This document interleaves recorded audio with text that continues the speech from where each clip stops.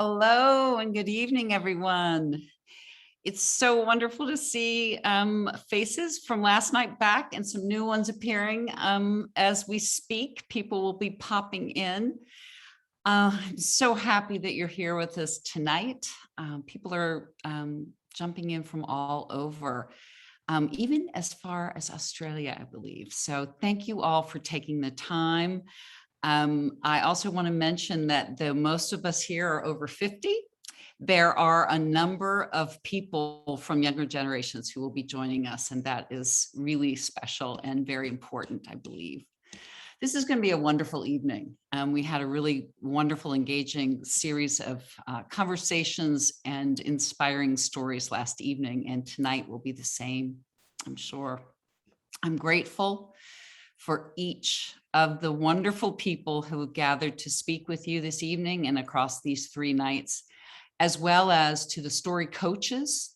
There are 3 of them who have helped our storytellers refine their words. I'll introduce you to everyone a little bit later on, but I wanted to open up by thanking them for sharing their time, their stories, and their hearts with us tonight. So, finding your purpose. Books and articles and research about this topic number in the hundreds of millions. Actually, I just looked at my friend Google today, and there are 102 million results that came up. I think I hear somebody, there's some noise. If you don't mind making sure we're all muted for a while, just to make sure that no dogs jump in the room or any unexpected noises happen during our speakers. Thank you. So our quest for meaning and happiness is really core to all of our lives. Discovering how to achieve them has been the most essential human question throughout history. In fact, according to so many scientists and philosophers, meaning and happiness are actually perfectly entwined. Understanding our why or our purpose is one of our most essential desires in life. Yet, as I can attest that I hear from many people and have felt over the years for myself, it can feel overwhelming, this topic and this term, finding my purpose. So tonight, to help you be inspired, we'll begin with a talk by Kathy Simmons, who's a global executive coach. She'll share ways we can have more meaning in our lives and make it, by making both a bigger difference in our work and having an impact in the world. Next, our inspiring stories. Next, our inspiring storytellers will each share their own personal, remarkable stories of living with purpose and giving forward. Just so you know, tomorrow I'm going to be sending you a list of books that I recommend on the subject of finding purpose and meaning, but I wanted to quickly speak about the book that it's at the top of my list. And most of you have heard this, and we actually touched on it quickly last night. Viktor Frankl wrote a book back in, was first published in 1924, entitled Man's Search for Meaning, the classic tribute to hope from the Holocaust. He was an Austrian psychiatrist and Holocaust survivor who asserted that our primary task in life is to furnish it with meaning, whatever form this may take. And importantly, he attested to the fact that we can and must find meaning even in our suffering. As you listen to tonight's talks, remember that finding your purpose or your calling doesn't have to involve a grand, remarkable public achievement. It's really about listening to your heart's desires, understanding the values you hold deeply, and intersecting them with actions or work that serves others in ways large or small. Your why clarifies what it is that makes you feel alive. To use a phrase a dear friend shares, your why is something that blows your hair back and gives your life a sense of meaning and joy. I'll jump ahead. I had a few quotes, but I want to just anxiously get going here with our speakers tonight. There are a few quick housekeeping notes. A request as the storytellers that are coming here to share their stories. It would be wonderful if you're open to leaving your video open so that you can see your smiling faces, and also to keep your mics muted unless you've raised your hand and you've been spotlighted to ask a question. They are all live, with the exception of a few challenges we have this evening related to some power outages. Thank you very much. And sadly, some illnesses. So there will be a little bit of an augmented schedule, and we're going to sort of go with the flow tonight and see if one in particular is still hoping that a generator might get her online. So as we're going through this, each speaker will engage and open up at the end. We'll be able to open up for your questions or your comments. All you'll need to do is either mark your comments or questions in the chat box, or at the bottom of the screen, there's a reactions button where you can click to raise your hand and you will be spotlit and be able to speak live. So without further ado, I'm very excited to introduce our keynote speaker, who will take us through a beautiful talk this evening. So I'll give you a little bit of a preview about Kathy. Kathy Simmons is a global executive coach. As a human, she is no stranger to reinvention. When she was a kid, she was a child of an international business executive, grew up in Asia in the 60s and 70s. And by the time she finished high school, she had changed schools 14 times. Talk about being able to adapt to change. In her 20s, her first full-time job took her to Iran just before the Islamic Revolution. In the early 90s, at 38, she co-founded a pioneering online network for executives that was featured in Fortune magazine. In her mid-50s, she was tapped to run a global career services organization where she honed her coaching skills that she'll share with us tonight. Now, in her 60s, her third act is giving her the opportunity to do what she truly loves, and that is to work with people who want to make a bigger difference in their work, have more meaning in their life, and make an impact in the world. Thank you for being here, Kathy.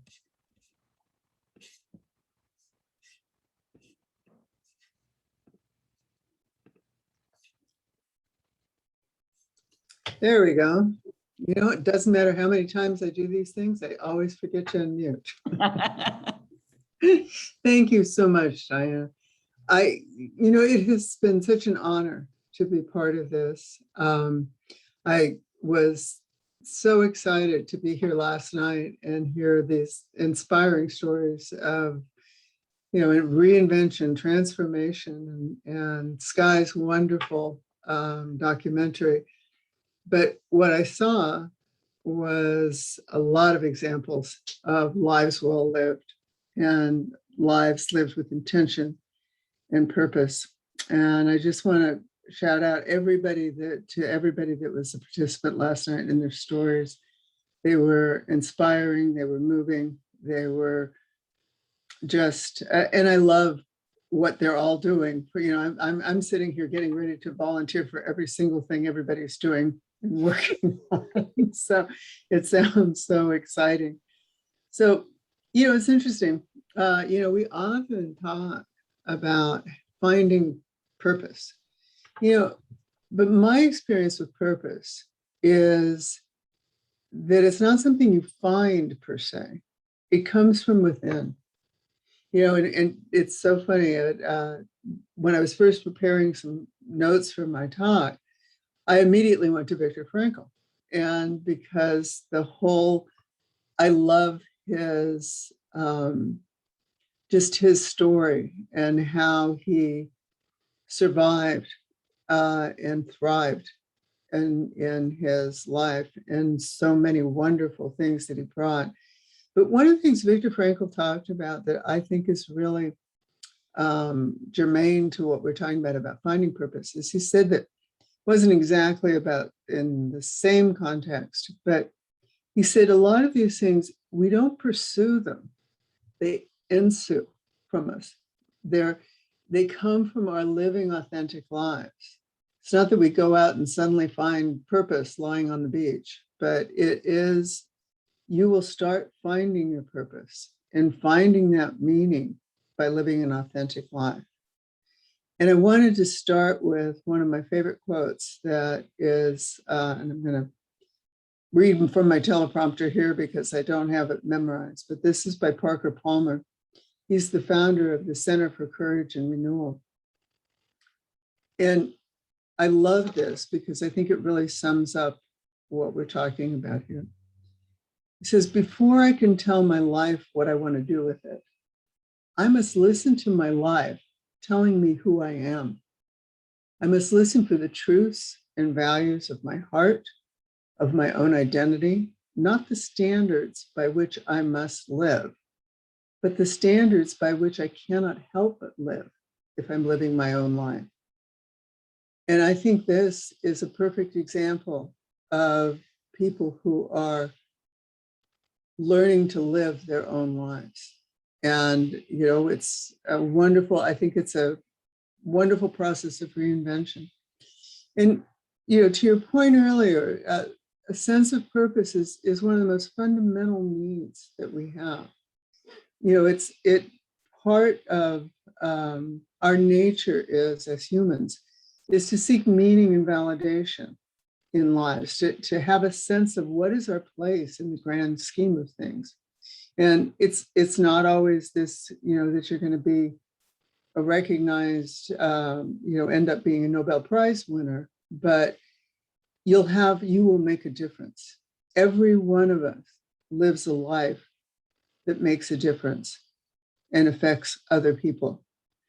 And having that, what I also want to add, and this ties into a little bit of some of the findings that Viktor Frankl had, which when he was talking about his survival with Auschwitz, he said you could, and then also when he, they rediscovered that when they worked with prisoners of war of US soldiers, but the people who survived were the ones that had something larger than themselves to think about, something that was transcendent. I mean, it didn't have to be that, you know, I'm going to go out and save the world. It could be just seeing someone I love again, being reunited with my family. But it's that sense of looking ahead and giving that sense of purpose that we need to have in our lives that predicted whether or not they were going to survive. And I thought that was fascinating. And just in all the studies they've done now about purpose, you know, things that they have found are people living with purpose. It's a tremendous predictor of psychological health as well as physiological health and just general well-being. They found that it improves longevity across all gender, you know, both any gender, I guess you would say, any age, all of that. It's a predictor of longevity. It also lowers the incidence of heart attacks and strokes. They found that people who live with this sort of sense of the larger self don't have, you know, are less at risk. Then there are also tremendous benefits in terms of cognitive, your cognitive state, because it reduced cognitive decline significantly in older people. It also, they found that it could lower the risk of Alzheimer's in people that were predicted to had whatever the genetic markers were and were predicted to more likely have Alzheimer's. And what I think that, you know, we heard in the stories, and I think that I've certainly experienced in my coaching, is that a lot of this sense of this search for meaning and search for for purpose usually comes from an inflection point in your life. There's something that, and I think my suspicion is it can often be because there's a loss of identity. There's, like, if you look at the most common inflection points where people kind of go through this, well, what's my purpose? And you know, I keep thinking of that wonderful scene in The Graduate where Dustin Hoffman is lying on the pool, on the raft in the pool, while his father is berating him about not having a direction in life. But it's because graduation is a very common time for people to have that sense. You don't know what you've lost your identity as a student. You've lost your identity as part of this particular group, which is a sense of group identity. Losing your job is another big one for people, because again, we're so identified with what we do. We're more identified with what we do than we are with who we are.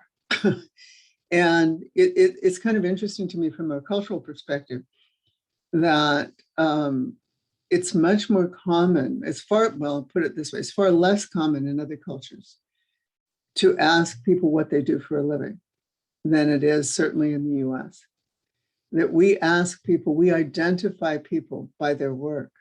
So no wonder when you lose your job or you go into retirement or something like that, there is this tremendous sense of a loss of identity, and you're trying to reaffirm who you are and what you want to do and what's next. And, you know, and it can also be certainly losing loved ones and age. I think Jack did a great job at talking about all the things, the physiological changes that we go through as we age that can cause us to feel differently about it and change.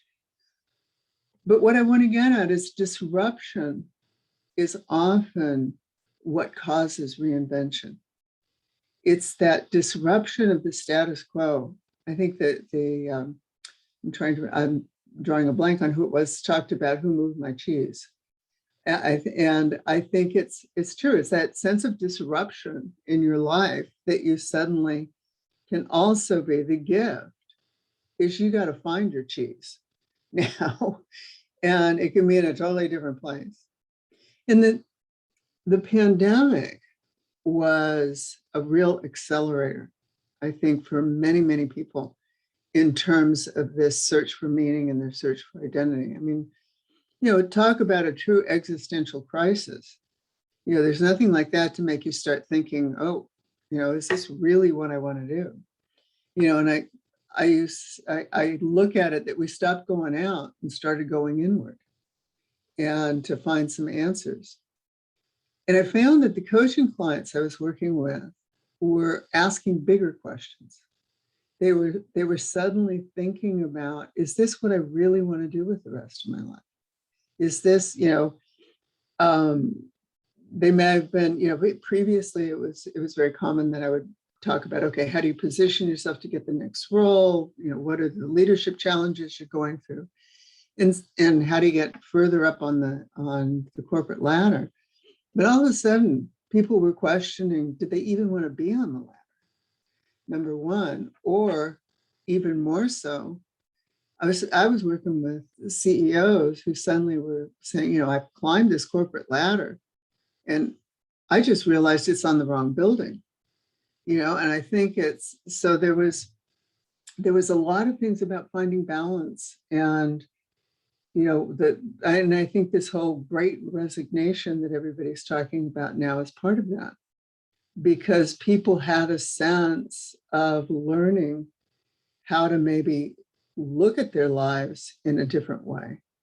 And they wanted to keep going through that process.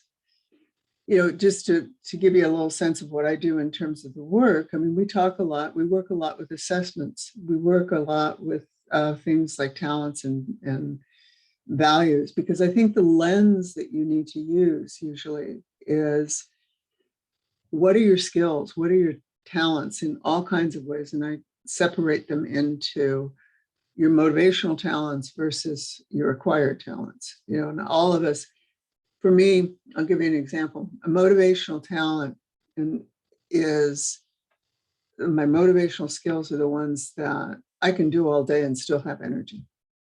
I can look at it, and lose track of time. Suddenly look up and 2 hours have gone by. Happens to me when I coach. I love it. On the other hand, if I'm using the acquired skills, which usually for me kind of circle around what I would call administrivia, I'm like checking the clock every 5 minutes and going, oh my God, it's got to be lunch by now. I can't believe it's only 5 minutes ago.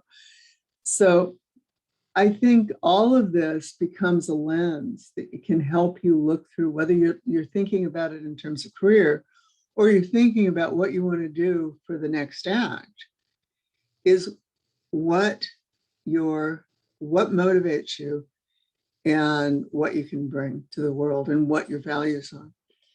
And, as you shared, I grew up in all over Asia and I spent several years in Japan. And I want to share this tool. And Wendy, if you would cue up that slide for me, that would be great. It's called Ikigai. It's a Japanese concept of finding a meaning and purpose to life. And it basically comes from two words. One word is ikiru, which means to live. And another word is kai, or it's Kii or Gai, depending on how you put it together. And that is a reason and meaning, what gives meaning, the realization of meaning. And so if we can get the diagram up, I'm not sure if Wendy, if you have that, that's great. Okay. So what I want to show you, this is something I sometimes use with people when they're there, and you'll see it, obvious Venn diagram. And it separates the main section into the following. What do you love? What is it that you care about? What is it that, like, you lose track of time? It feeds your soul, the things that you do that you love.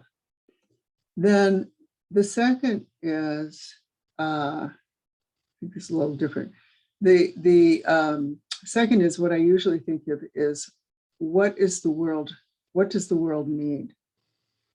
And what the world needs, and can be, and again, it doesn't have to be the world in the entire world sense, though for some people I've worked with, it is the world in the whole sense, but it can be your community. It can be your family.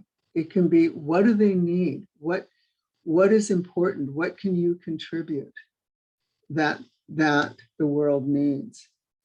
The next one is, what can you be paid for? Now, I'd also translate this a little more to, what can you be compensated for?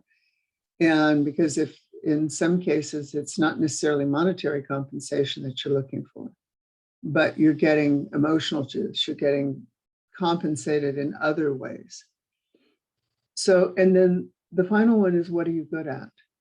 And what's, you want to think when we work with these in our, when I work with them with clients, what we do is we write down, start filling in each of those circles. What do you love? What does the world need? Which here is Scott, what are you proud of? And I think I must have given you guys the wrong one. But, and then what can you be paid for? And what are you good at? And what you'll find is interesting is the Japanese concept is ikigai, this reason for living, is the intersection where all of those things intersect.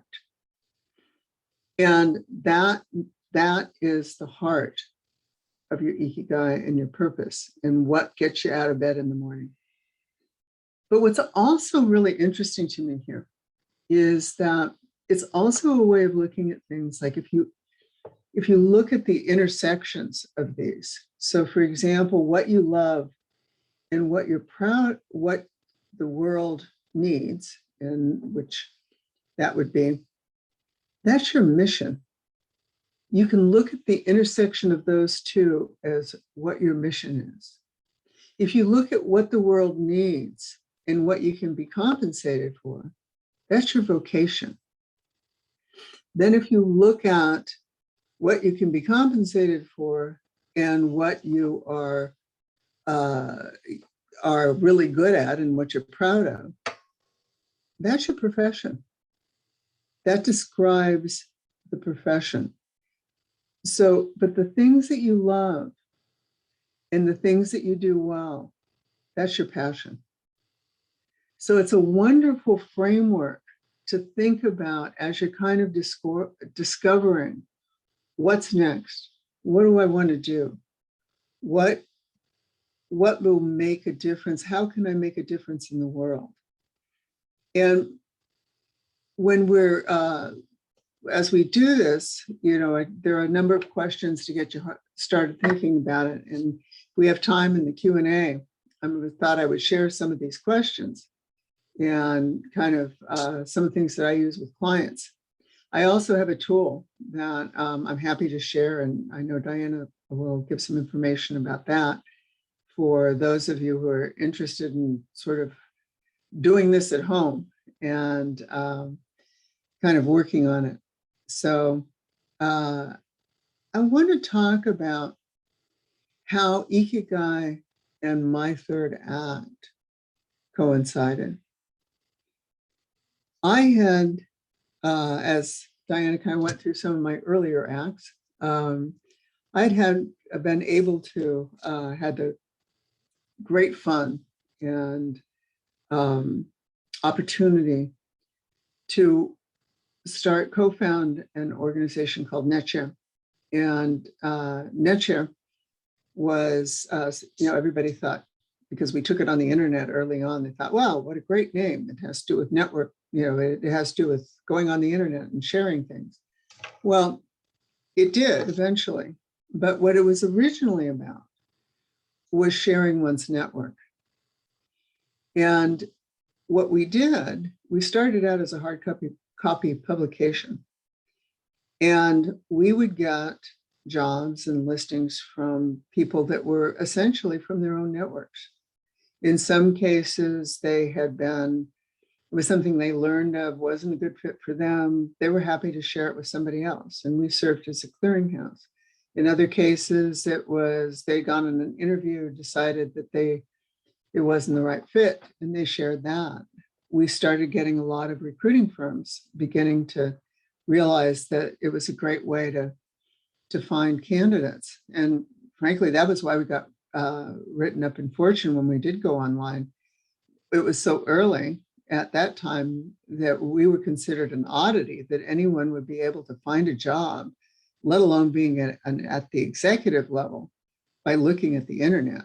And so it was it was more of an oddity than anything else. But I had been with NetShare and worked with NetShare. We had a great run. We survived the .com. We went through that. We thrived. We were doing really well. But by about around 2015, we were struggling. There was a lot of competition. There were a lot of other things going on. LinkedIn was kind of eating our breakfast, and some of the other things that we were doing. And I was still working in the company, but not on day to day. And all of a sudden I got offered by somebody who had known me when I used to when my company used to sponsor events for their organization, asking me if I'd be interested in coming to work and running a global coaching and career services organization. It's a well-known site, well-known organization. And I was flattered, of course, and I started thinking, okay, well, it might be fun to go do this. It was going to be a consulting initially a consulting engagement, and I thought, okay, well, it'll be another way to do it. But I took over running a team of writers and coaches and all of that. And we started, and one of the things that I had sort of brought to the table was the idea of, it was a membership organization, not unlike mine was the idea of offering complimentary coaching consultations. So what happened was we would, I started doing coaching consultations, and it was sort of, I looked at it as triage. If I could help somebody, I would work with them. If they needed a resume, they needed this, they were going into this, I could send them to somebody else. But it was great. It was global executives. And what I realized is that I've been talking to people about their careers for over 20 years. And just as an aside, when one of the ways we got all of these leads that came in from the members is we call and talk to them. And I used to call every, I had a list of 200 or 300 members, and I would get on the phone and call them and ask them if they had any leads, anything they could share with the network. And I always had sort of this sense that I needed to have some reciprocity going there. So for me, I would start asking things like, well, so what's going on? What are you finding in the job market? How's your career going? All of these things. And, I was just interested. It was fun. And the thing that I used to chuckle, and I'd hear these guys that are, and women who are, then I have, sorry to say it was mostly men, but I was, these are people who are like movers and shakers and career hotshots and all of that. And I was just an ex-hippie who happened, who had never been a corporato, but really loved talking to people and loved exploring all of these different things and talking to them and just engaging. There's nothing like going through 14 schools to get you to learn how to really connect quickly with somebody. So that had always been part of it. And during that time, people would end the conversation and say things like, wow, that was great. Great coaching. And I'm going, really? I coached? I had no idea.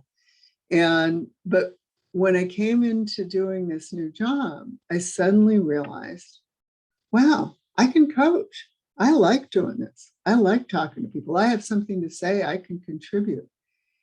And it was, when I started doing it there, I was hooked. And then I started getting training in all these different modalities and positive psychology and neuroscience for leadership and coaching and all of these things, because it was just fascinating to me. And so what I realized at this point, I wasn't putting it in those terms then, but if we look at it from the Ikigai perspective, I was doing what I loved and I was good at it. So it became my passion. It was something that was a passion for me. And oh, by the way, I also got paid for it. So it was also becoming my profession. And the more I talked to people about just what was going on in their lives and things that, and dealing with stress and dealing with all of the things, because, the thing about coaching, it may start out, it's sort of like psychiatrists that talk about the identified patient. It's like you come in presenting with one thing, but you realize that because it's a whole person, you're talking about a whole life. And so for me, what I loved was getting in there and really talking about how to, what were the big issues for them and what transformed them. And I realized there were a lot of people that really, particularly senior executives and people who had nobody to talk to about these things, because, it's like this culture of you got to be the one that knows all the answers, and to be able to, and you can't show vulnerability in the same way. And so to have a place where you could be vulnerable and talk about those things was really important. So all of a sudden I realized, okay, I'm doing something that the world needs. So all of a sudden it was bingo, my Ikigai. I had found my Ikigai. I continued to do some work. I was also getting clients, private clients. I continued working with the organization for a while.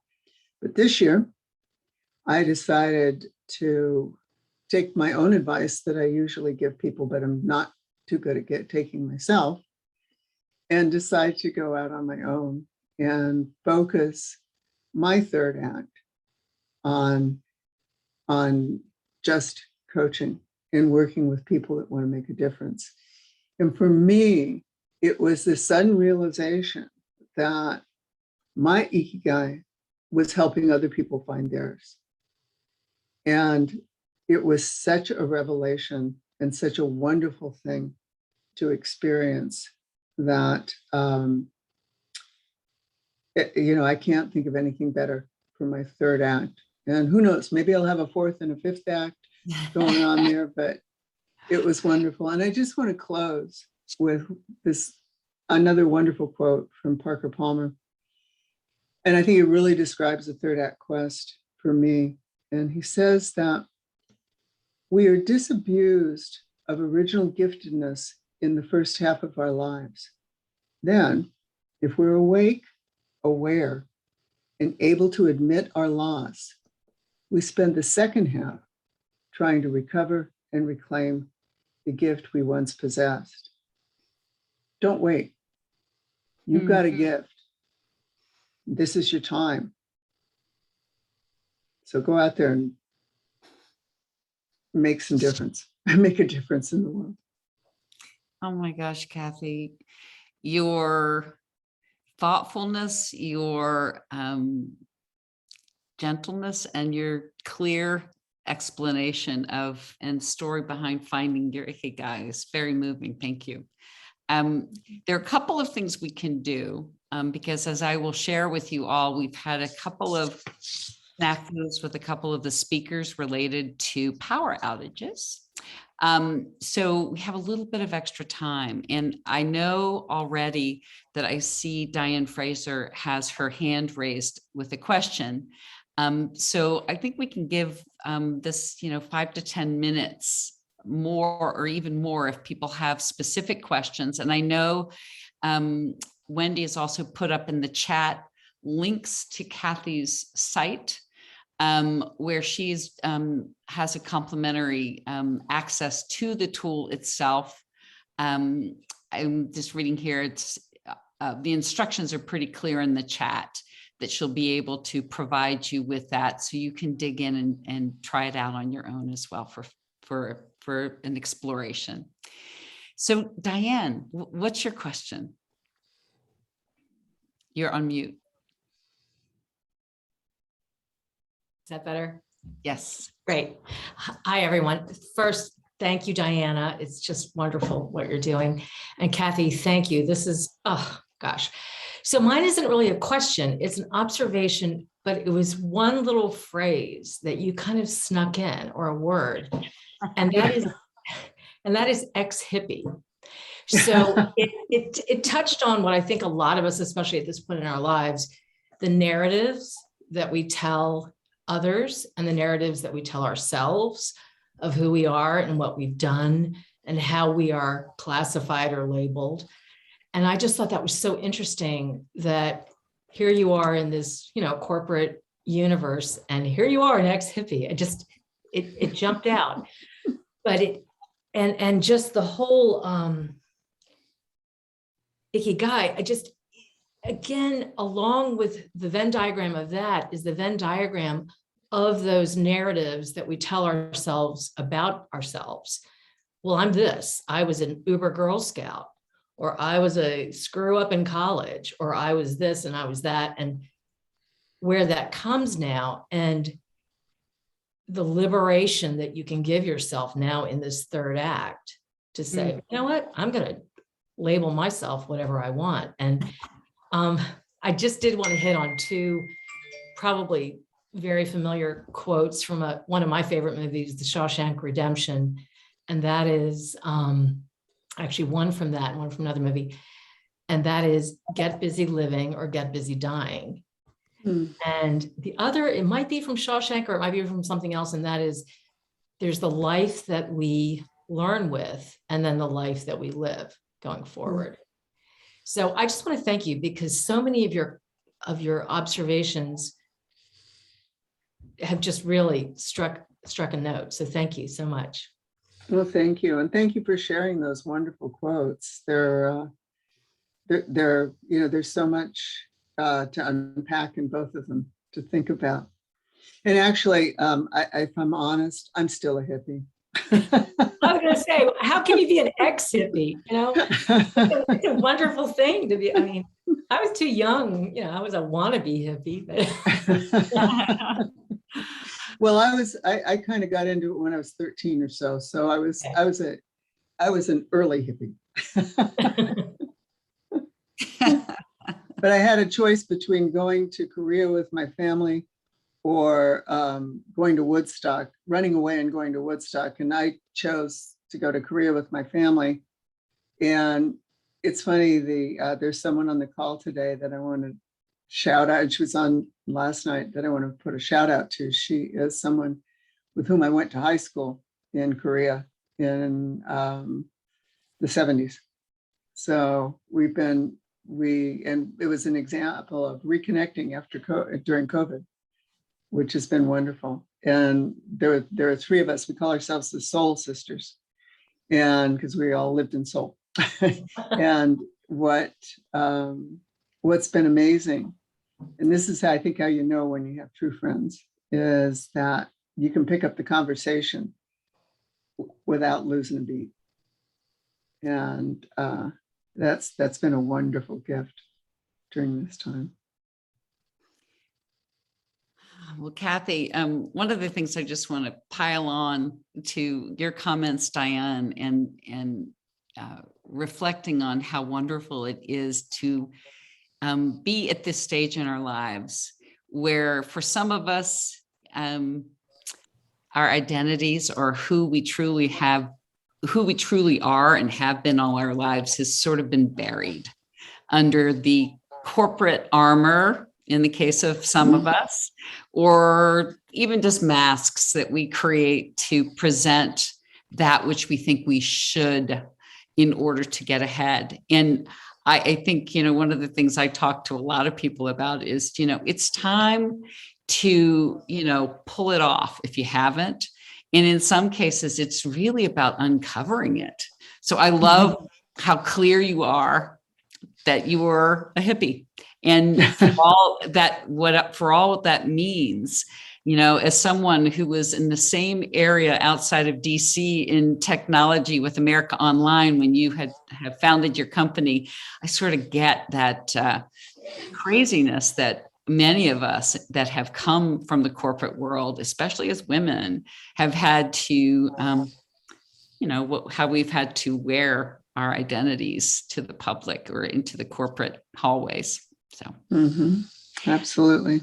And speaking of America Online, there is a wonderful person, Laura Labovich, who was with me that has a question. I'm hoping Wendy can find her in the gallery. I changed my name, so now it is actually my name. Okay, yeah, you were Emerson before. Okay, yes, great. I was. Hi, Laura. Oh my gosh, I love you, Kathy. I want to say a couple of things before I ask the question. One is talking about corporate armor. When I was at AOL, I had there were periods when I had a really rough time. And I thought that many of the executives were mean, bordering on cruel, except for one, and that was you, Diana. And whenever I went into your office, I felt like a human. So when I found that you were doing this, I thought, of course. I mean, you are the opposite of what I experienced in many cases at AOL. You were kind, you were generous, you made me feel good. And that was probably one of the reasons I stayed. So I just want to thank you. Oh my goodness. I am so touched. Thank you. That I have to say, reflecting on that time, fish out of water is what I felt like, where kind was not honored or even respected in the end, which is why, I eventually left. So thank you for that validation. You've made my year. Thank you. It was super clear that you were so incredible and different than a lot of people there. So thank you.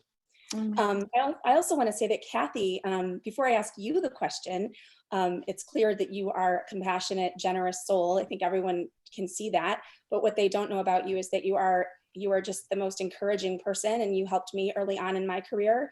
And I am eternally indebted to you. I was not confident about running a NetShare group, and you had all the confidence in me. And I just want to thank you. So first of all, thank you.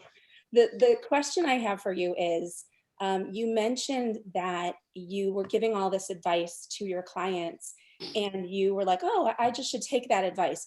That doesn't happen overnight. And so I'm curious how you went from recognizing, because it can be in the part of our brain that we don't know.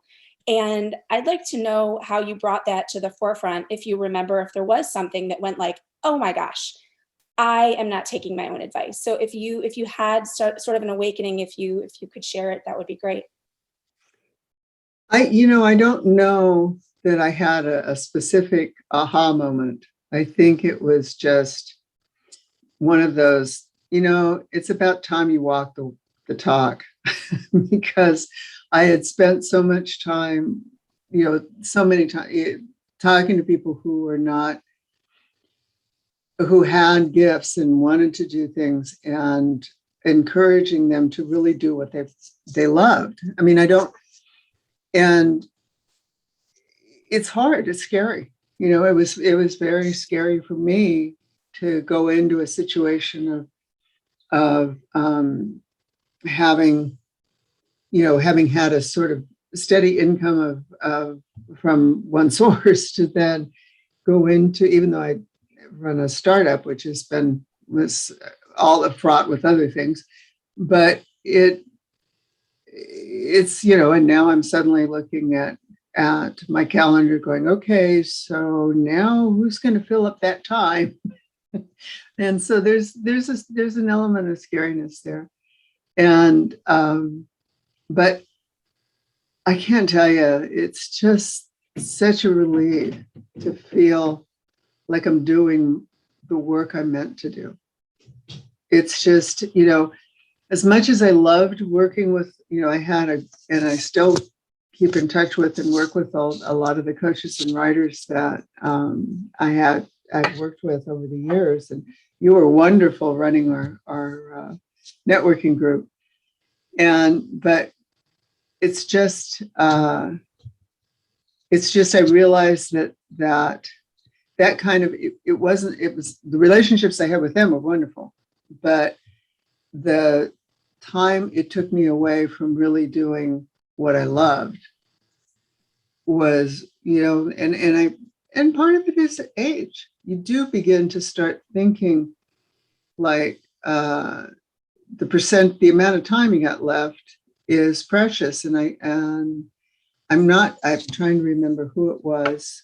I think it was Jean that said something about the one asset we can't buy and can't renew is the time in our lives. And for me, suddenly recognizing I got this amount of time to do this. And it's meant, it gave me the courage to go out and do it. So Thank you. So thank you, Laura, for your beautiful words for both of us, and your wonderful question for Kathy. Such a pleasure to see you. It is so the same. I love it. So next, Doe has patiently been having her hand raised. Can we spotlight? There you are. It's not hard to raise your hand technologically. It doesn't even give me. I should preface this by saying I have had more time than most of you. I turned 79 last week, and I've a resource to share. As you spoke, Kathy, about people climbing the corporate ladder and then saying, where am I going? What is this about? Many, many years ago, I was introduced to a wonderful little book that you can still get on Amazon. You know how you can find old books. It's called Hope for the Flowers. It is a illustrated fable about caterpillars that are climbing the caterpillar pillar, and they don't know where they're going. They just know that this is what you do. And one of them is named Stripe, and one of them is named Yellow. And Yellow figures out that this is not what she really is supposed to do or wants to do. And she falls off the caterpillar pillar. And I won't spoil the story, but she allows herself to become what she is meant to be. And it's a beautiful, beautiful story. I think any of you that are involved in coaching or working with people or looking at your own lives about what am I doing here? Why am I on this caterpillar pillar? It's a beautiful little story, and you can still get the book. The other thing that came to mind as you were speaking, Kathy, I love your Venn diagram, and I can't wait to get a hold of a copy of it. In 1977, about the time you guys were in high school, I was involved in one of the National Adult Education Associations, and a keynoter that we had at a national conference was named Robert Bundy.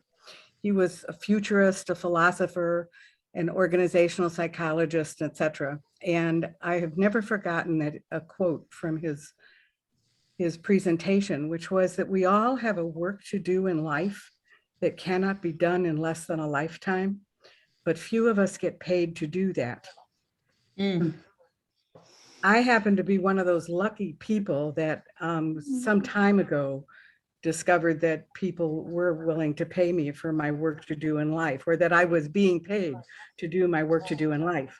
So when at the age of 79 with Parkinson's disease and just got a stent in my heart a few months ago, and people say to me, "Why are you still working?" I say, I cannot imagine depriving myself of the joy I get from my work to do in life. And all four of those things in your Venn diagram come together.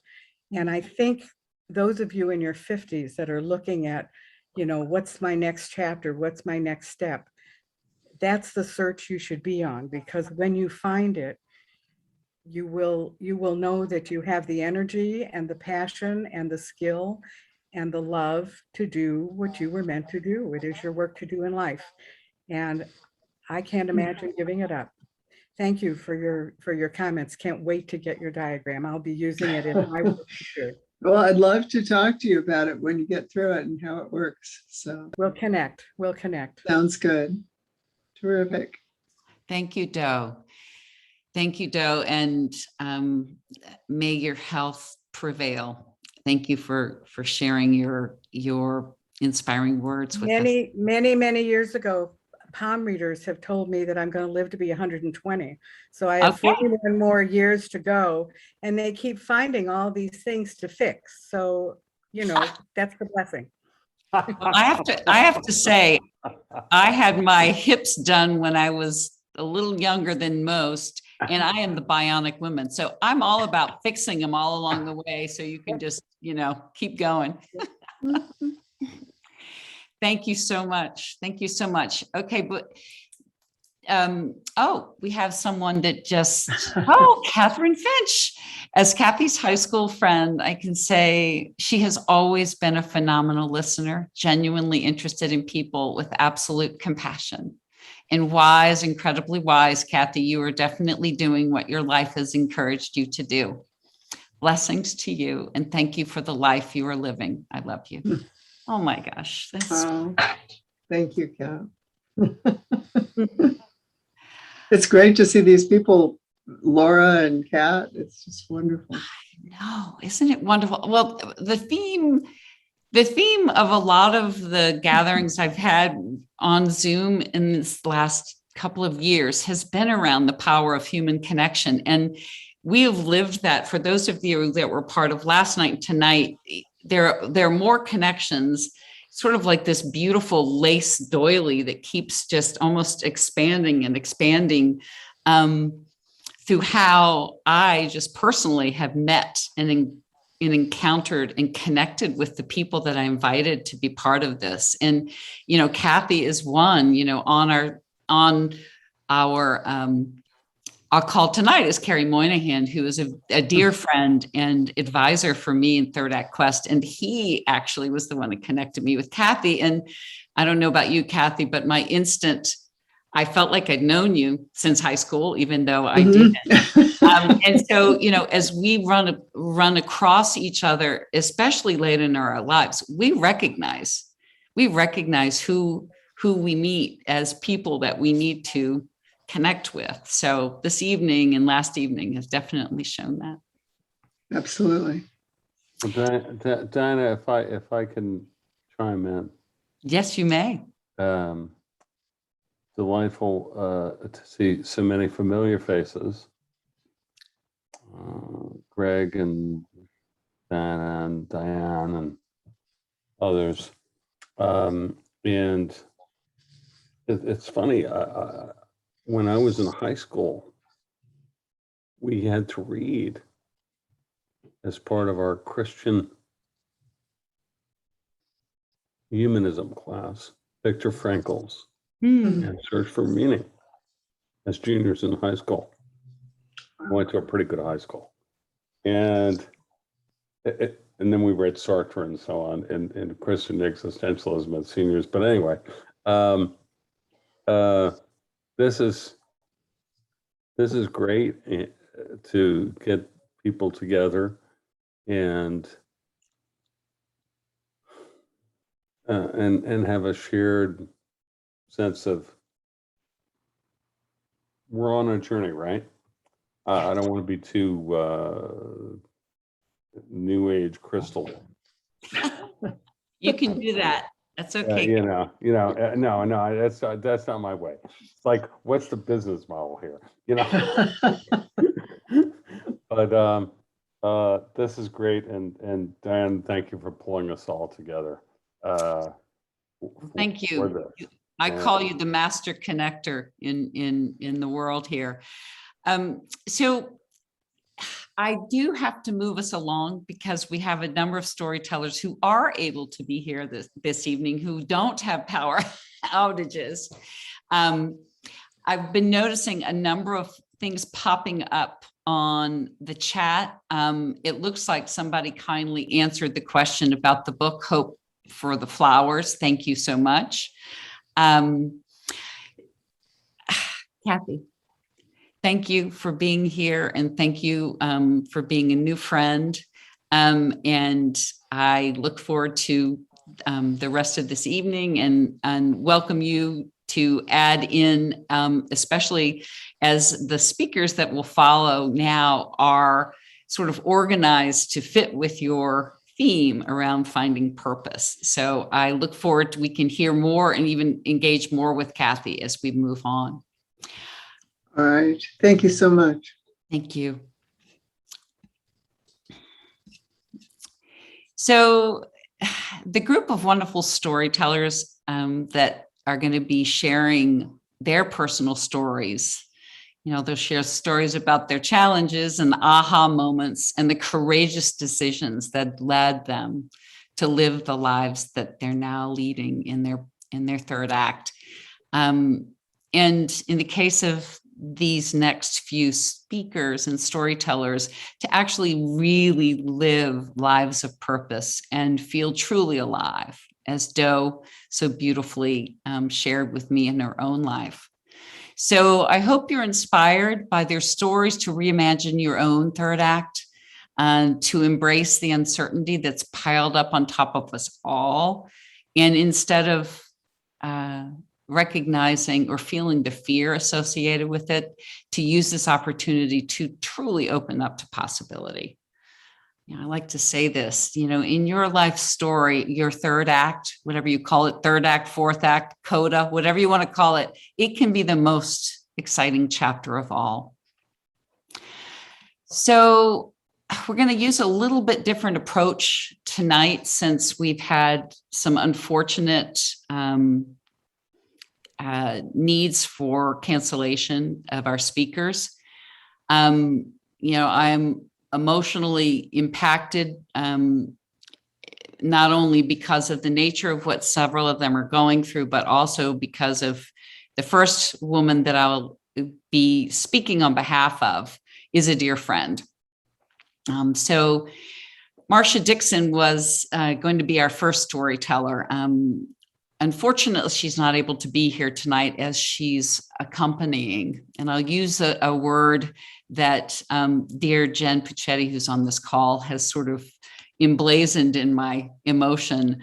It's a beautiful word, but Marsha, of anyone I know in my life, is a true caring, loving, supportive friend that not only is there for people, but accompanies them through frightening. And in the case of a friend that she's with now, a very emergent health challenge. I'm going to give you a little bit about Marsha. First, I'll tell you her bio, and then I'll give you a little bit of more about her as a human, because I think she's very inspiring. And I do know that in future storytelling events in next year, she will be one. So you'll be able to meet her in person. So Marsha is a person who embraces change and transition, much as the theme of many of our storytellers. She was formerly a national ski racer. As a teenager, she was close to going to the Olympics. Made a decision not to because of a personal issue that she chose to stay and support someone. So there you go, starts there. Then she became a coach of junior ski racers. After having to leave her marriage, she invented her life as a real estate broker owner. And then at age 50, she started a completely new venture as she continued to follow the thread of her life's path.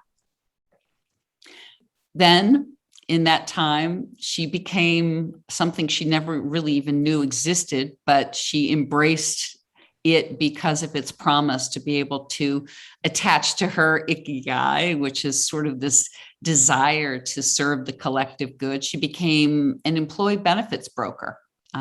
She ended up specializing mostly in nonprofit companies, including some human services agencies, hospitals, schools, et cetera. Later, which is that I love this story, her daughter left her, corporate ladder, jumped off and joined her mom, and they together have built what is a leading employee benefit business. Their emphasis from both of their hearts centers on their own personal why and understanding each of their clients. And I believe firmly that the success of their business is because they have found that intertwined way of living and working. She's first and foremost, though, a mother and a grandmother, raised her two children on her own, and they're marvelous humans. She moved here. I think she just became 78 recently and is serving as a select board member in my hometown here in New Hampshire. And now for a little bit of a personal story that I felt compelled to share. It's a very important part of my life. At the center of all Marsha has done and does every day in her life is this sort of, I have no other word to say, unwavering sense of her why, and this aura, and Carrie, not to borrow your sort of new agey thing, a real aura of love and kindness.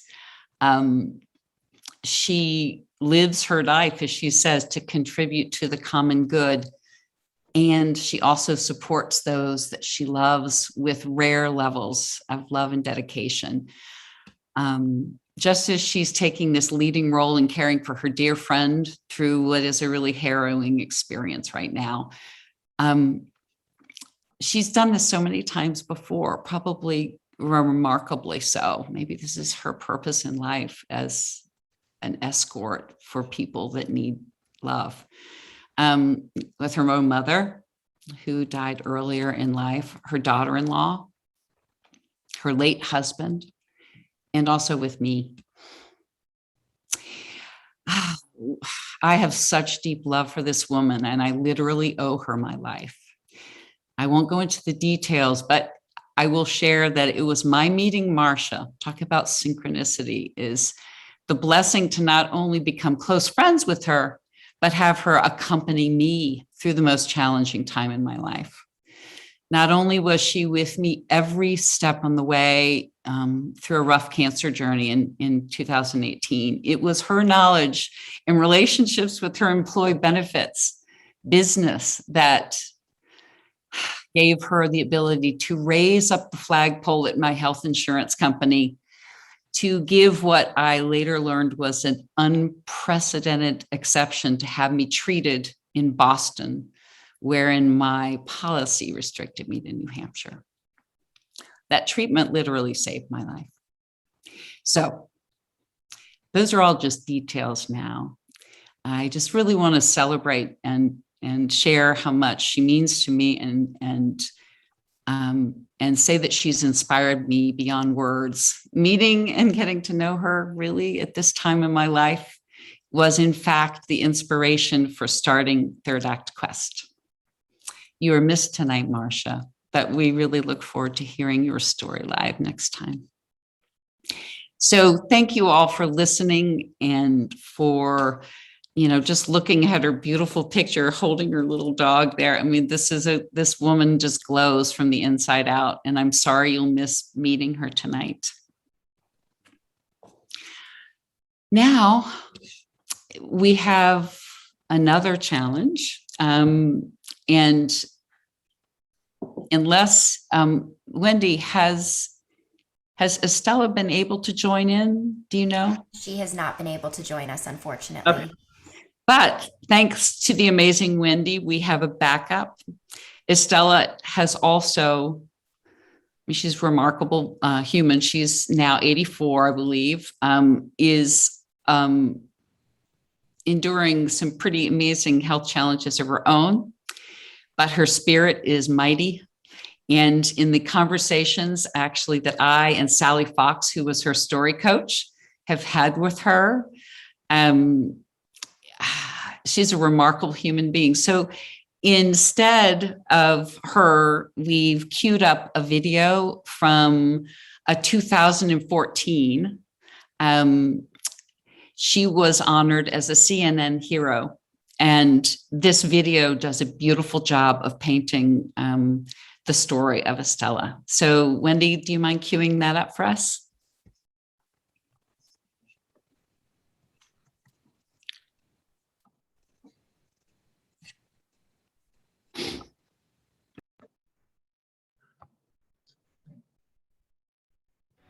Our next hero started working at the age of 6. She is the daughter of migrant farm workers and picked baskets of beans from Florida to New York and back again. What Estella Pyfrom learned moving from town to town was that an education was the ticket to a better life. So she studied hard and spent 50 years as an educator in the Palm Beach County school system. When retirement rolled up, Estella was like, I'm not tired yet. See, there were students who still really needed her, and at the age of 71, Estella had a brilliant idea. She used her savings and found this amazing way to bring computers and technology to underserved areas. Thousands of people have been helped because this great woman is a genius with the energy, the heart, and smarts to close a divide that's pulled us apart for too darn long. My name is Estella Pyfrom. I am 76 years young. He said cheese. During my lifetime, I've never felt out of sync with my communities. We have extra bread, so take as much bread as you like. Okay, thank you. I grew up in these neighborhoods. I've worked with these families for more than 50 years. I taught their children, I taught their grandchildren, so I know what's going on in the neighborhoods. In today's time, many of our children don't have computers at home, and low-income families don't have transportation to get to where the computers are.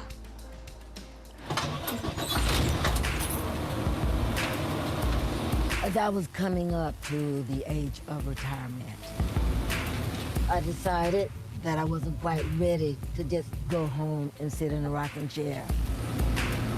I had more to offer. I figured out a way to bring technology into the neighborhood. Here we are, Estella's brilliant bus.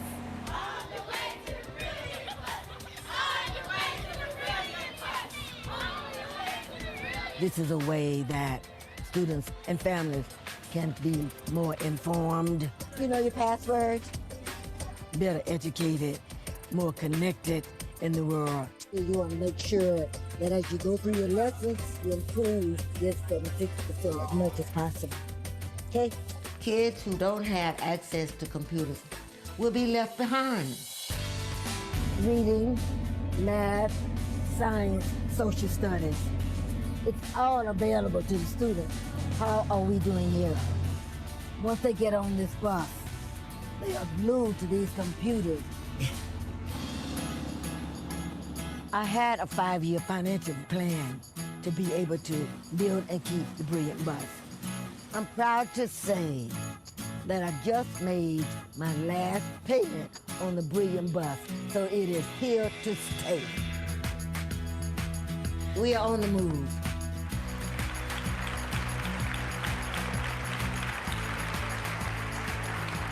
Get on the bus, everybody. It is my honor to present CNN hero Estella Pyfrom.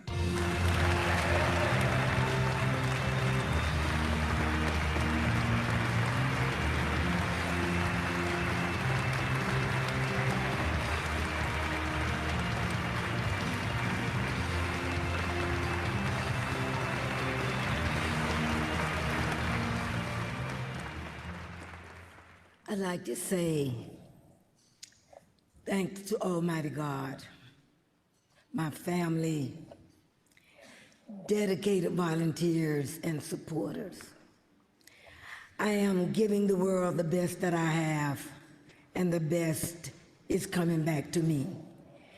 And as you continue to support me and my project, we will continue to move across the state, across the nation, and around the world to continue to make a difference in the lives of many people. The kids call me the gadget lady, but the bus is just a big gadget with a mission on a movement. I love you, I thank you so very much.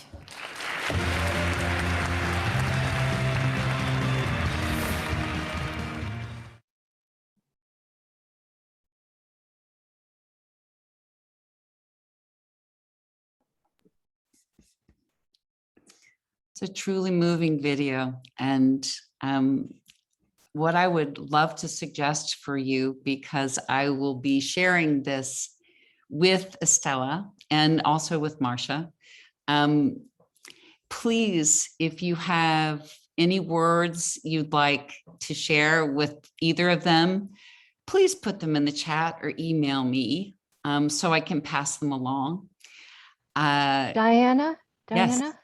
Sally Yes. here. Could I add just a couple Please. comments about Estella? Because I had the great privilege of working with her for a couple of hours, and she worked so hard to prepare her story, and she has so much pride in it. So I just wanted to add a couple of tidbits that weren't covered in the story. The first is, you can't help but have tears, as I do right now when she talks about her parents, because their values, even though they were simple and poor and migrant workers, their values are the values she lives out of today. And you can feel that whatever they gave her became her mission, her mandate, her knowing that she really had to contribute in life. And it's amazingly touching. The second, she has some stories that she didn't tell on CNN of where it was hard, where that wonderful story of when Oprah Winfrey came to visit, and it was a moment of glory, except that someone kidnapped her bus on the very day because they were arguing with her over a bill. And the company kept trying to extract more and more and more money out of this woman who's giving everything to the bus. So it was not always easy, which is also something I think it is worth noting. And my favorite phrase that Estella gave me after telling about this really hard time, she just said, failure was not an option. And she said that several times. And I think I will always remember that in facing anything that seems like a too big mountain to climb. Just Estella's wonderful voice saying, failure is not an option. So, even in my 2 hours, I love her dearly. And thank you for connecting me with her. Thank you. Thank you. Thank you. I have to tell you also, I did have an interview with her that will be popping out into the world at some point in time as well, hopefully within the early part of this year. And one of the things that I found really compelling, in addition to what you mentioned about her father, is that regardless of the fact that as a child she was displaced from home, back and forth, traveling up the coast to go pick beans in upstate New York.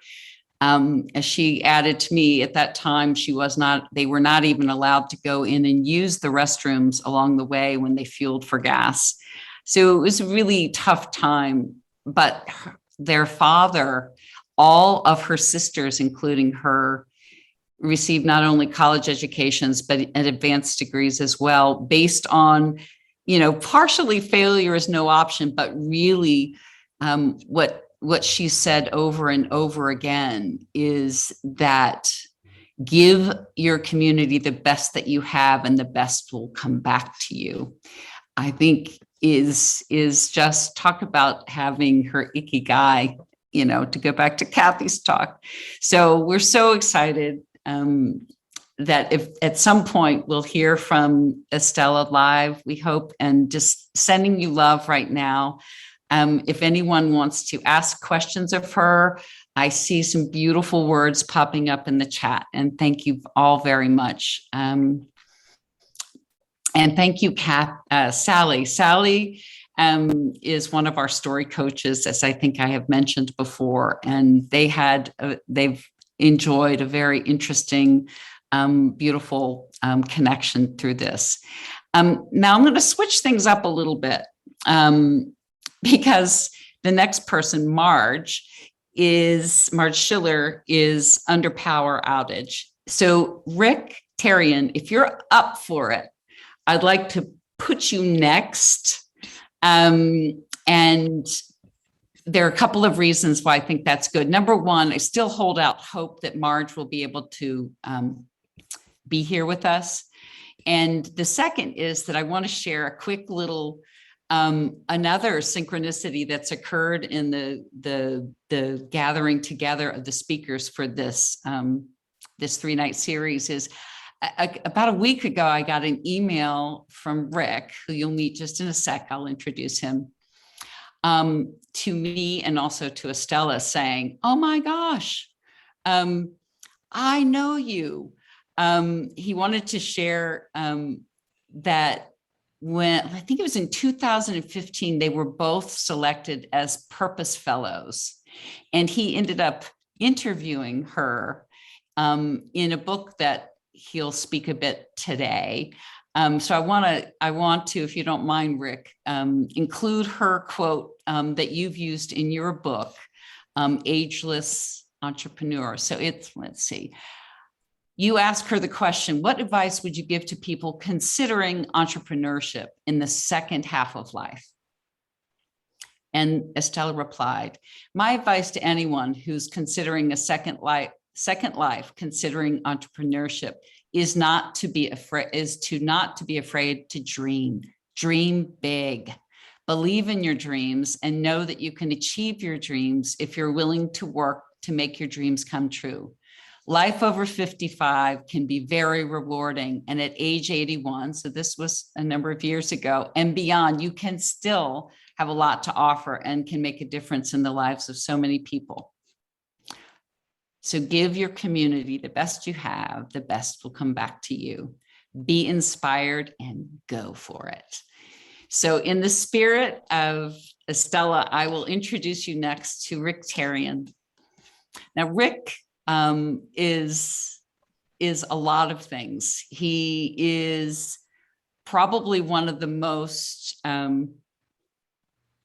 don't know if we can quantify the number of startups someone has started, but he is passionate now after a series of amazing organizations and companies he started to empower other entrepreneurs in the second half of life.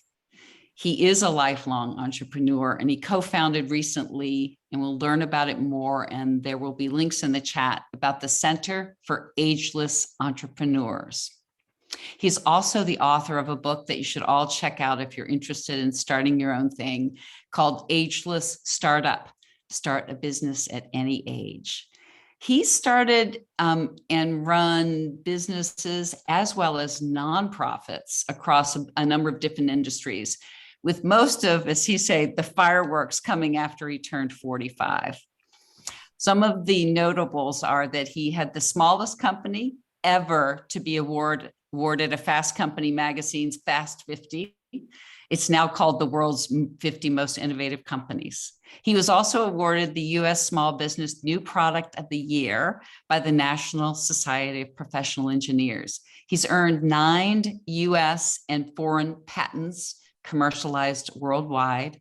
He was also named AARP Purpose Prize Fellow, which we just mentioned, and is a founder of Food 52, which is developing sustainable regional food networks. So in his spare time, Rick builds sustainability into all of his business projects. His first project is still running at 40 years. His next business is well over 20 years old. And he currently has startups that are 8 years and 3 years old, respectively. So Rick, take it away. Thank you so much for being here. I'm glad you didn't have a power outage today. Well, thank you, Diana. And we're not done with Estella. I so love Miss Estella. We're going to hear that quote from her for the 4th time in the last 10 minutes. So give your community the best you have, and the best will come back to you. Good Lord. Talking about walking the walk, Estella Pyfrom is a hero, and we can all learn from her, and I hope she's well. So we're talking about making purpose and making meaning in our lives. And I'm of the opinion we're all going to be working longer, but the choice here is to work at things we love and that make more meaning in our lives. I was working a few years ago at a national trade association for a big major industry. It was their annual convention. And it was so cool. There was the principal companies, but there was also the vendors and the bankers and the software people and the maintenance people and genetics and just up and down these food chains. And it was all working. This association was over 100 years old. And these relationships glued it together, had been built over decades. It was really exciting, and it was really inspiring to see these networks in action. But then I looked out in the hallway, and there was these small groups of women and men, older workers generally, saying goodbye to each other. And they had reached some magic number on somebody's spreadsheet that their choice was to retire or to leave. That was it. And they got the watch and the pat on the back, and they were getting pushed out the door. And I'm looking at this, and I'm looking at the convention stuff where this magic value creation is going on. And here they're sending leaders of this history out the door. I mean, just how dumb is this? It's just crazy. So while not everybody wants to keep going with these things, we're all going to live a lot longer. We're all going to need to continue to contribute. Sending people out the door with a watch and a pat on the back is not a proper use of our time. And it's not a proper use of the most valuable resource we have on the planet, which is our own personal histories and our own networks and our own skills and knowledge. So I was thinking about this, and what what can I contribute to this? I've been a working entrepreneur, so I decided to write a book on people transitioning from paid employment into entrepreneurship, into the second half of life. And I stole the word ageless from that Purpose Prize. And the tagline for that was making a difference is ageless. And I think that's something that's worth carrying, all of us. Making a difference is something we can all continue to do until the day we can't. The people want to continue to keep helping communities and markets that they love. So entrepreneurship is a pretty good option under these circumstances as we're transitioning out of paid employment. You get to control your time. You get to control the projects you work on. You get to continue to contribute. So 21st century entrepreneurship is going to be about resilience, maintaining resilience in our own lives and creating options for ourselves. So I was going to go back to this association and others like it and start to do presentations welcoming the conversation to how we maintain and keep these folks connected to the industries and keep them in the game. It was a pretty good idea. And then the pandemic hit. All the speaking options were gone. The book stuff was gone. The traveling around is gone. And it turned out it was a pretty good pivot because it forced me into something that I think is even better. And several of us together have co-founded a new 501c3 nonprofit called the Center for Ageless Entrepreneurs. The idea is that many of us don't know about this. It's new to us. Turns out one of the greatest hindrances to entrepreneurship is not knowing enough entrepreneurs. And the place where that is at its most significant impact is in younger people and students. Somebody mentioned this earlier, and also in older people.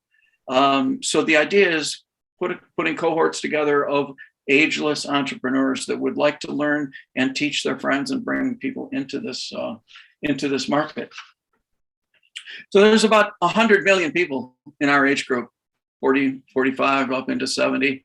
And it turns out about 25% of them want to start their own business or some kind of a nonprofit organization. It's 25 million people. That's 10 years of job growth in the United States. But the kind of businesses that maybe they're thinking of or want to do or have available to them are generally small. Well, one of the things I learned when I was researching the book is that there is pre-pandemic, there was about 35 million businesses in the United States. Of those, more than 75% were one-person businesses. It's an ideal opportunity to start a business and build options and strength and structure around yourself that you can continue to engage with the world and continue to engage with markets you love and communities that you love and care about. So we were wiring up this Center for Ageless Entrepreneurs, this CAE, as a nonprofit organization. It's a peer-to-peer model based on supporting people that would like to continue to work and make contributions in their lives, continue to make meaning in their own lives, and continue to contribute meaning that they have in them to these communities that they love. We also think that there's a strong role for corporations to, rather than just patting people on the back and walking them out the door, is to keep them in place, keep them engaged. These are serious talent. They know the industry. So we're promoting a concept called phased retirements, where people can stay close to the organizations they were with. The organizations get the benefit of knowledge and know-how and getting into new territories, new markets in ways that they could never do as these behemoths that they are. But how does our role as entrepreneurs, how do we connect with this new economy? It's lots of things are changing, and lots of these things are things we all didn't grow up with. But after a lifetime of work, we're all knowledge leaders. We all have subject matter expertise. We all have incredible networks. And yet most of us are still doing this in silos. We're disconnected from one another. This isn't a common conversation among people in the second half of life is entrepreneurship. It's generally painted as, you know, something for 20 somethings, and there's yachts in the background and they're on the covers of magazines. 30 million one-person businesses in the United States, and most of those work less than full-time. They're fully and totally engaged with the economy. It isn't a lifestyle business when it's yours. It's a way to keep engaged in the community. So the solution is that knowledge and know-how and networks, and I'm going to do a quote here, work at every single level of commerce. And I'm going to quote a person I just discovered. They started a venture fund focused on older workers. It's a Primetime Partners, and one of the partners is Abby Miller Levy. And she was asked about how they would advise new companies entering a longevity-focused market. This is a great quote, and it should reinforce what we think about where we are in our lives and where the opportunities may be. She said, I think what we would say is go find an experienced professional who's been in the industry for 20 or 30 years of an industry that you're starting your startup in. Go find a co-founder who has that experience, that network, that understanding, and frankly, the relevancy to the end user that looks like them. And go co-design a business with someone who is of the target group you're looking to serve. I think that would be one piece of advice we would feel very passionate about. But Ms. Levy is talking about, and it's a venture fund, and they're talking about all different kinds of businesses. But many of my friends, you know, reach into their pockets and say, well, I'm not sure what my skill set is. I don't know what my subject matter expertise is. And I like to point to a friend of mine. Her name is Joan. And Joan grew up one of 12 kids, right in the middle. And a lot of them, they made their own clothes, and they salvaged fabrics, and they saved fabric, and they reused, and they made it all work. And this is a wonderful, widespread family. There's about 400 grandchildren. It's really fun. But Joan had worked office jobs most of her life. It was construction, and it was deadlines and budgets and insurance and yada, yada. It was fun, but it wasn't, the kind of fulfilling work we all dream about. She was very, very good at it. But she came to me about, 10 years ago, 7 or 8 years ago, and knowing that she was coming up on her official retirement date and that she would be out of work at that time, and how she would approach it. And so we helped her set up a small business, and that she would be able to put it together a skill that was her skill set. And she started, before she retired, she started taking in small projects and around her new business where she would take grandmother's wedding dresses and family christening gowns and special aprons.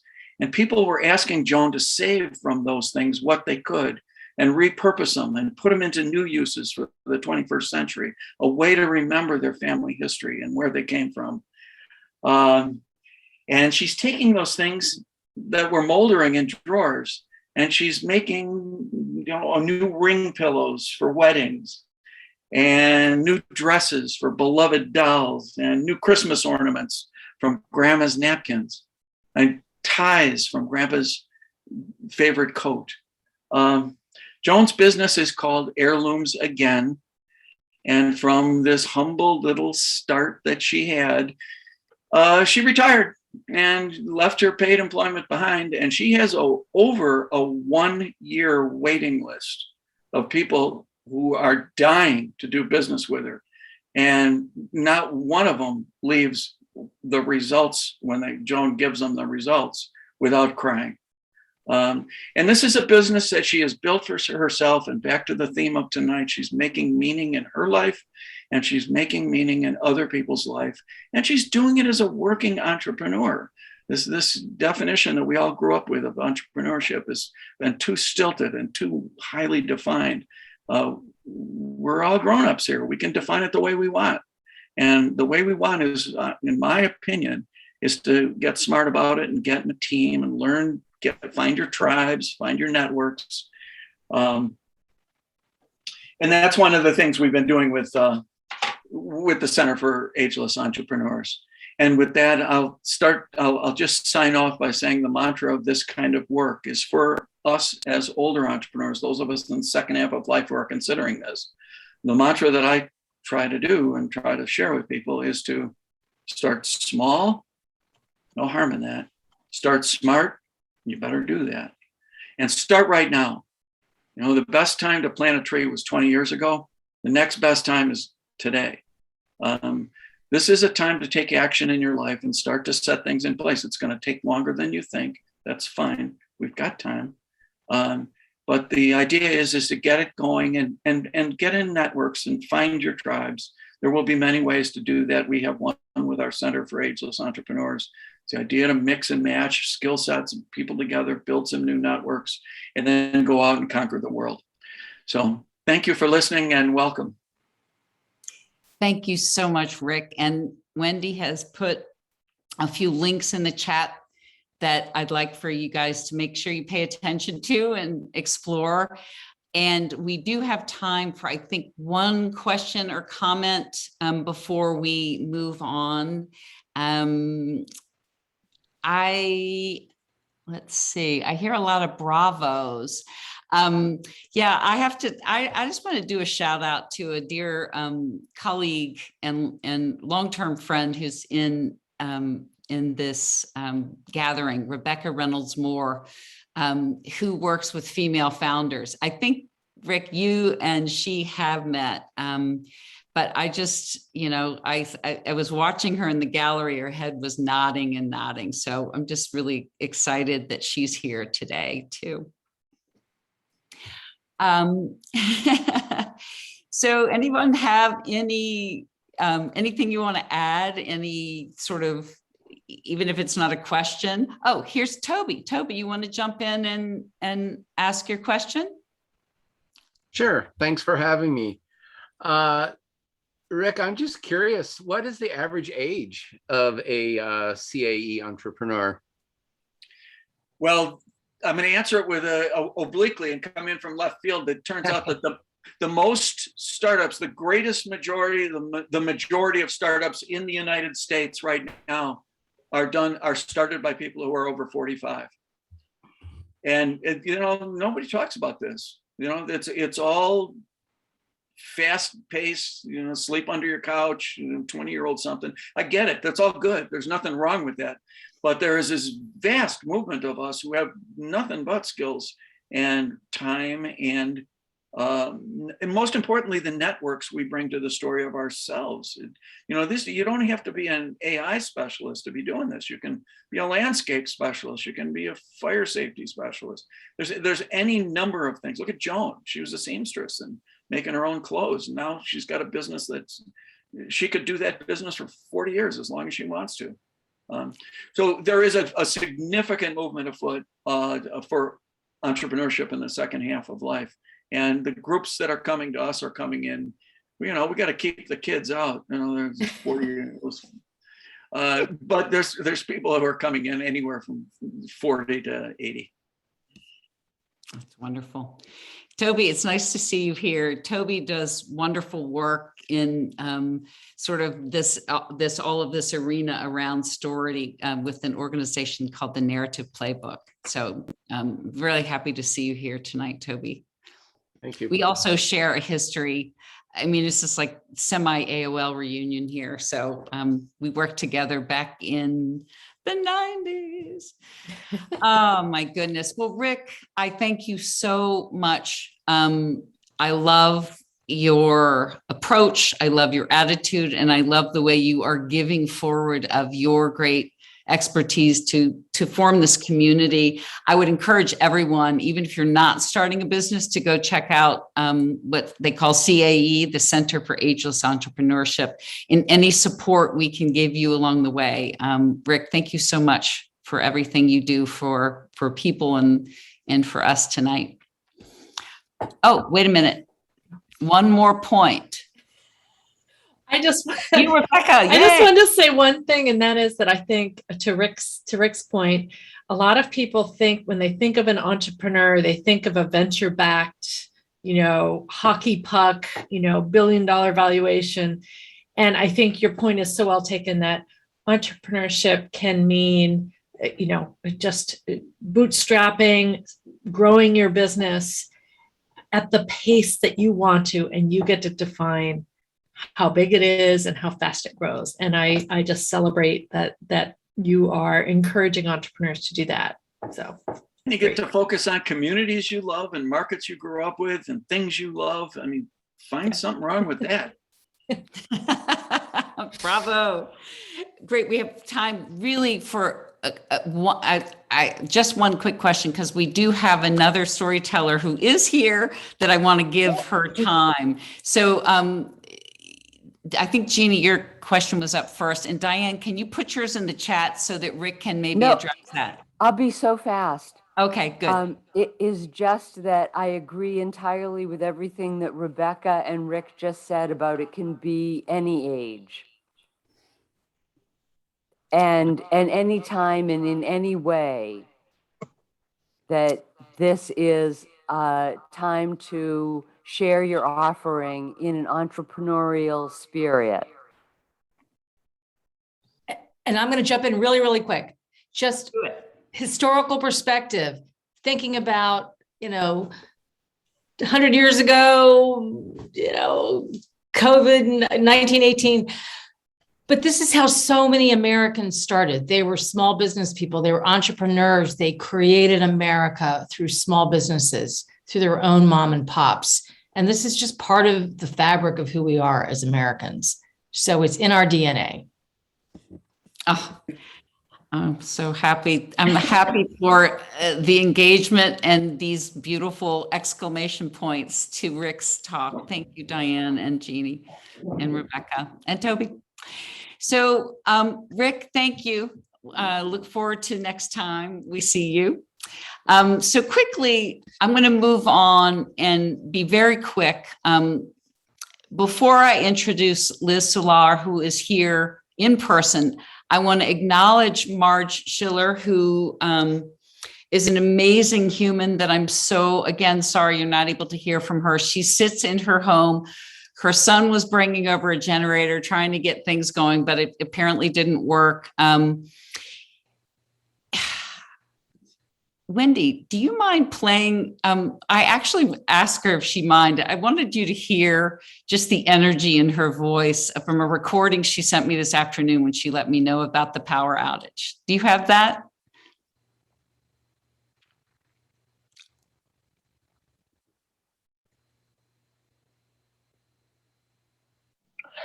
Hey, Diana, weird. We've been out without power since 2 this morning, and yet on reflection, I feel more powerful than powerless. Now, some of that can be attributed to last night's stories. They were good. But some is also to another grand conversation with my coach, Daniel. We have really enjoyed one another. So I don't know what's going to happen tonight. But here's what I do know. My son will bring a generator. My good buddies, Yona and Renata, will be coming from New York. They are techno wizards. So if anybody can figure out how to connect, they will do it.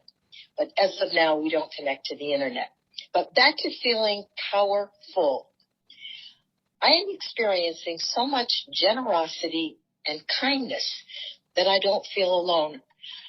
I am powerful because it's a combination of acceptance, efficacy, and human connections.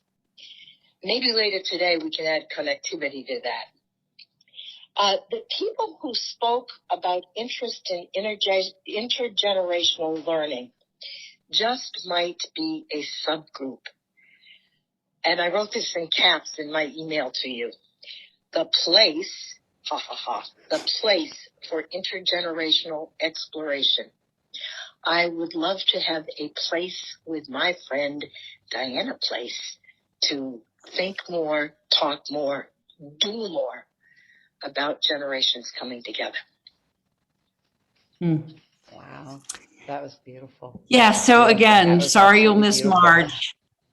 Yes, yes. So Marge is a fascinating woman. I encourage you, as in all the speakers, to go to the event website and look at their bios. But I did want to just note that she has been brewing an incredibly visionary intergenerational learning experience that she wants to spread into the world. That's sort of, culminating her purpose.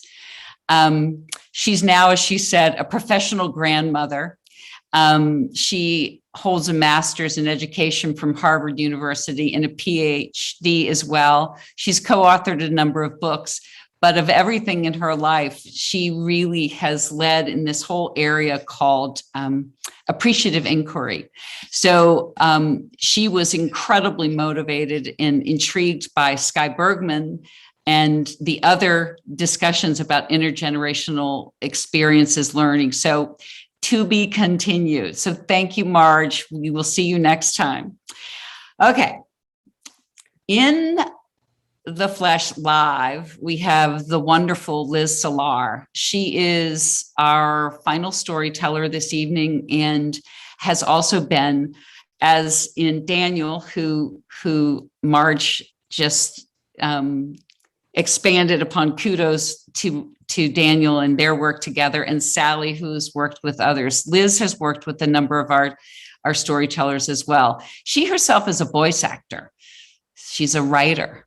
She is a communications coach, and she really, really from her soul believes in the power of our stories. She says, we often hesitate to share a story because of those little gremlins in our head that tell us we're imposters and we don't matter. She works one-on-one with people who want to increase their confidence in public speaking.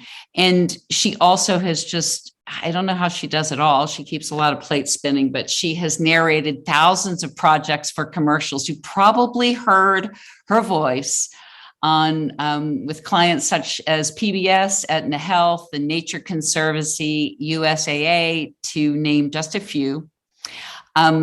She hosts a brilliant podcast called Embark. And along with Rebecca Moore and I, she invited us in each month to join her in what she's called Embark on Your Third Act. So we're very excited to have you here, Liz, tonight. Thank you. Diana, I don't know what else to say. Thank you for putting this together, inviting these extraordinary human beings and letting them tell their extraordinary stories, and for everybody here who is witnessing and listening and participating in their own ways in their corners of the world. I just want to thank you from the bottom of my heart. It means a lot. Now, having said that, I have a confession to make, and it's probably something I shouldn't share, because I shelved the talk that I had been working on for 2 weeks because I woke up this morning and kind of, Diana, in your go with the flow theme, thought, no, I'm not really feeling it. And so, my husband, who's always kind of a calm voice of reason, said, you know your story, you know what you want to say, just go out and say it. So thank you all for your grace as I test drive this one. So we're going to go back in the Wayback Machine, which is September 1988. And after 6 weeks in a coma, my dear first husband dies of a cocaine overdose. It is September 11th, and this is 1988. It's not the September 11th, but meaningful to me just the same. People are walking into my house. I have a small child who's freaked out that all these people are coming in and looking sad. And there is just this feeling that something is missing, although many, many people are coming through my door. Someone walks in and looks at me and in a clinical, matter-of-fact way says, I never thought you'd be that strong. And at the time, I was too grief-stricken and sleep-deprived to think much of it. But in the weeks following, I thought, wait a minute, no, I'm so sorry for your loss. What can I do? I never thought you'd be so strong. And I won't say it because I'm not that kind of girl. But one of my friends just said, "What a jerk." So over time, this remark marinated in my mind, and I can be very obsessive about that. Plus, I'm a people pleaser, so I felt like, oh, they're really seeing me as weak, as superfluous, as silly. Is that how I come across? And I had to look at some of the evidence of my life. I had been married to this wonderful man, and we had very gendered roles, and like money, I didn't do that. I could barely, justify my checking account. I couldn't balance a checkbook, let alone, run a household finance. And so I found myself in this mountain of debt left behind. There was a lien on my house. I became very good friends with the IRS. We spoke to each other often. And I had this small child, and I had a part-time job in radio. And I had to look at what I had done with my life so far, which was a bunch of jobs in communication. And most of them were, a kind of a quilt of part-time jobs. I was doing, nonprofit writing here, part-time radio job there. So I was working in an industry where I didn't even have any benefits. And oh yeah, and this is to show that, grief and loss come in basically like the convenient family size pack. I didn't receive any insurance from my husband's company because he did himself in, basically, and they don't pay for that. So I was at this point where I was freaking out, and I was trying to decide, like, well, who am I in my life? And the one good thing I thought that I was pretty good at was being a mom. And now I had to be both parents to this little guy. And I had to figure out a whole new way to live my life. And I wasn't I wasn't corporate aspirational, nor did I have corporate assets. So I started to figure out, okay, well, what do I want to do? And I had worked in broadcasting, so I decided I'll just throw resumes out there. And within a couple of months, I had a few offers and decided to take a job as a public affairs director for a major market radio station. And at that point, I put my son, through a preschool program. We started to live lives as a family entity, a new type of family entity. And I found after a while, like I could manage finances, and I called all the creditors, and I got my shit together with the IRS, and it was very hard. And it wasn't something that came natural to me. And in the midst of grief, there's all types of practical things that you don't think of. You're just like, well, just kind of like cry for a few months, which you do in between phone calls to the IRS and balancing a checkbook. And I found that, I can do this. I can work, and I can tuck my child in a few days or a few nights a week. And I was able to put his first big boy bed together. I assembled it by myself with a screwdriver and crazy directions where F goes into 2, and it just had a lot of leftover parts, and I had to be okay with that. And even when I freaked out the day that the toilet backed up and there was junk all over my second floor, I still knew who to call to fix it. So I considered it a win.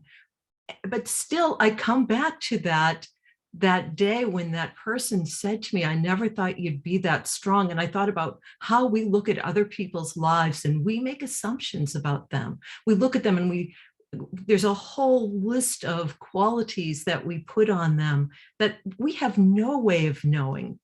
We have no way of knowing because we are not them, and we are not inside of them. And I think from that, it made me consider how much I actually labeled other people. And I think it's Martina Navratilova who, and this is paraphrasing, said, labels are great for filing and for fashion, but they're not great for people. But we do it, and we do it throughout our lives. And I have to say, a little sexist. I think women do it to each other at our own peril. Isn't it hard enough without putting these labels on each other and not asking questions instead of putting our stuff on them, which it's all a projection? Why don't we just ask the question, how are you? You seem a little whatever. Do you want to talk about it?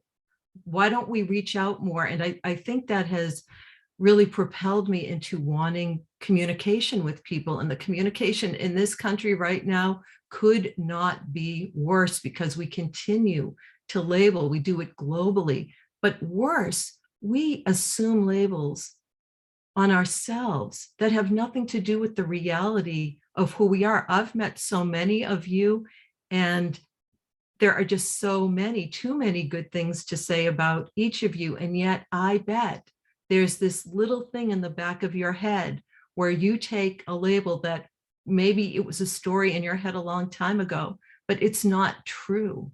There's so much more to all of us. As one of my friends says, the best and the worst of us, and the worst and the best of us. It's just all part of the human condition. So I wish for all of you the kindness that you might extend to somebody on your best days, to extend it to yourself. And somebody was quoting a movie, and I love film. So my quote to you is, nobody puts baby in the corner. So all of you, get out there, be who you are, and really fully live that. And Diana, thank you so much. Thank all of you for your attention, and namaste. Liz, thank you for sharing your story and your strength. You are strong, and I'm going to lead off. We've just got a couple minutes. I'm going to lead off and just sort of circle back to where I mentioned your podcast, because I always believe people who create podcasts are on a mission, and even the name of your podcast, Embark. Can you just give us a little bit of a glimpse into the motivation that led you to embark on that podcast? I think that I've always, it's a very long story, but the truncated version is, I had a job where I interviewed people, and I loved it. All types of people, anybody from, a coach of a, NBA team, to creative director of a ballet company, to somebody who just wrote a book, to somebody who was a Vietnam vet who was living under a bridge and had somehow gotten their stuff together. So each of us has a story that we carry. And I do think our stories are the most important thing we have. We're all sitting around this fire tonight, listening to each other and supporting each other. And I think it's one of the most beautiful things that we can do, so that we don't feel alone in the world. And I think by bringing people's stories out there, they get known. Not, I think, for anything. No one's going to be on my podcast and, become like the next Oprah certified, thing, but they will get a chance to be seen and heard and understood. And that is probably one of the most basic things that we can give to each other, is our presence and the words, I see you. It's beautiful. Thank you, Liz. Thank you. In the remaining minutes, is there anyone that wants to ask Liz a question? I see some beautiful words of gratitude from people, that your authentic sharing from your soul. I'm glad you scrapped whatever your story was before, because that one was beautiful and very inspiring. Thank you. Okay. Well, day or evening 2 is coming to a close. I appreciate everybody's flexibility with some of the snafus around either technology or life. I'm deeply appreciative to our wonderful speakers tonight. Kathy, thank you for kicking us off, and thank you everyone for engaging with our speakers and being so supportive and interested in what we're all sharing. As Liz just said, the power of story to connect us is quite clear. We've all witnessed that, and I'm hoping we'll see you tomorrow evening. I'll be sending out an email in the morning with reminders, and also I'll send a little bit of a preview of tomorrow night. It's going to be a little different. Sally Fox, who you saw briefly tonight, Margaret Novak, and Jeannie Demers, who shared her story last night, all three are coming together to do something a little bit different, really about your life's story. They are going to be sharing their perspectives and help guide us in ways that we can start looking forward, embracing change and possibilities in the year ahead. And I'll just close with Sally Fox, sort of just set you in the mood for tomorrow evening. One of the things she likes to say is, why settle for the old story? This is your time to soar. So we're excited for tomorrow evening. We're grateful for this evening, for everyone. As always, please send me an email if you have any questions or anything you want to add. And as I move forward, I have plans for spreading and creating more frequent story sharing. I am going to set up a methodology and a way and a mechanism, I guess, for collecting people's, let's call them nominations, but suggestions and references for people that you think would be wonderful to share their third act stories. Or of course, if you want to share yours. So in the meantime, until that little tool is on my website, feel free to email me. I love connecting with people and learning their stories. So as we did last night, I could ask you all to unmute yourself and say an audible goodbye. I enjoy that. And I think everybody enjoys just hearing each other's voices. Thank you and goodbye. Thank you, Diana. Wonderful, wonderful. Totally wonderful. Got the applause sound effects. Thank you, Wendy. See you tomorrow. See you tomorrow. See you tomorrow night. Bye. See you tomorrow.